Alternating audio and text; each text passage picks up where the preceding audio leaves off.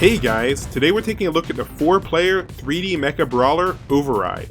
In the last few weeks I've been playing a few kaiju brawlers, starting with the Pipeworks Godzilla games and most recently Sony's own War of the Monsters.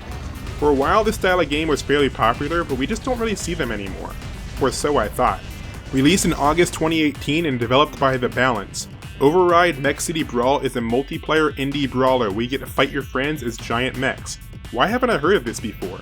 This game even had a sequel that featured Ultraman from the Netflix series, but today we're just going to be focusing on the original. Override 2 is still pretty cool, but it plays very differently from the first one, so we'll talk about this a little more later.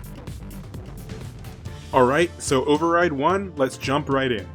The base game features 12 mechs, all with unique designs, and the mechs share the same basic attacks, but they each have their own unique specials and finishers.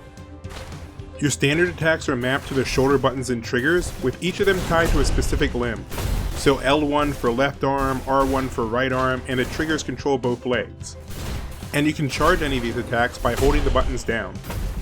It may seem a little bit weird, but this actually leads to some interesting gameplay. For example, you could run towards your opponent while charging both hands to deal massive knockback and high damage. Or you could run up while charging one hand and light attack with the other to keep your opponent from interrupting your charge. Your leg attacks can be charged too, but this prevents you from moving and you can only charge one leg at a time.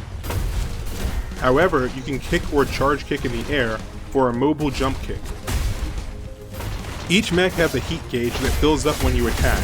You'll also start heating up by jumping, gliding, or blocking attacks. If your heat level gets too high, you'll overheat, which means you won't be able to block, jump, or perform your basic attacks. The heat system may just seem like an excuse to slow down combat or prevent attack spamming, but it's more about resource management.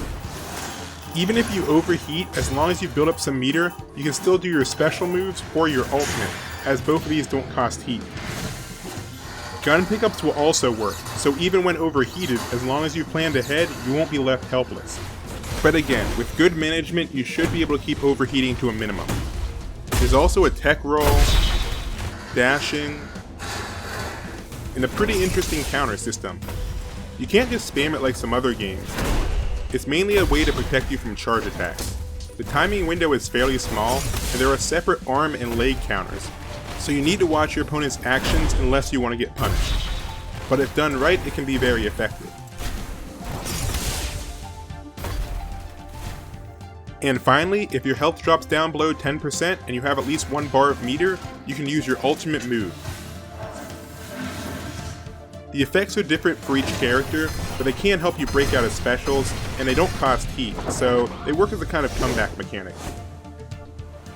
I really like the counterplay here. It offers a lot of options but has a simple foundation. Shield beats standard attacks, charge beats shield, and a well-timed counter beats a charge move. The foundation is your typical rock, paper, scissors formula, but it still allows for more variety. And the heat system really makes the gameplay a bit more strategic. And if you play with items on, there's even more ways to fight. There's your high damage two-handed weapons, and there's one-handed weapons that can even be dual-wielded. They're all temporary, but they can help mix up gameplay. So yeah, there's a lot to work with here. And I think even people looking for a turn-your-brain-off party game could still have fun. But it's definitely not designed to be played as a button masher, so the heat system could be a bit annoying for some people. I really wish this game had more options for custom matches. For example, double the heat capacity for more casual play could be fun, but oh well, it's still fun as is. This game also features a Pacific Rim style co-op mode where you can have multiple people pilot a single mech. The first player will control the moving and jumping, while the second player controls punching and blocking. You can even have up to 4 players in one mech and do some Voltron-style combat. It's very silly, and by no means competitive, but it could be a lot of fun with the right group. But yeah, lots of fun ways to play, and I think this makes for a really fun party game. Override 2 is a lot of fun as well, but it takes the crazy limb control from the first game and replaces it with more traditional light, heavy, special, grab style combat. So no more dual weapons, charge attacks, heat gauge, or special meter. Encountering is much easier, but it's only usable by specific characters. Specials are now done by pressing 2 buttons at once for no cost, and your super has a gauge that charges during combat. The mechs move quite a bit faster too. I'm sure some people will prefer this one, but I kind of feel it makes the characters feel less like big clunky mechs and more like superheroes or something, but it's still really fun to play. So yeah, I think I'm going to cut this video here. There's more I could talk about, but I think this should be enough to let you know if this is the right party game for your friend group. If you want to know more about the single player content or want to hear more of my thoughts on Override 2, click the link on screen. I'll also have links to both games in the description if you want to check them out. They both support Steam Remote Play and PlayStation Share Play, so that it's super easy to play with a group even if you're the only one that owns the game. Alright, that's all for now. Thank you all for watching, and I'll see you in the next video. Bye.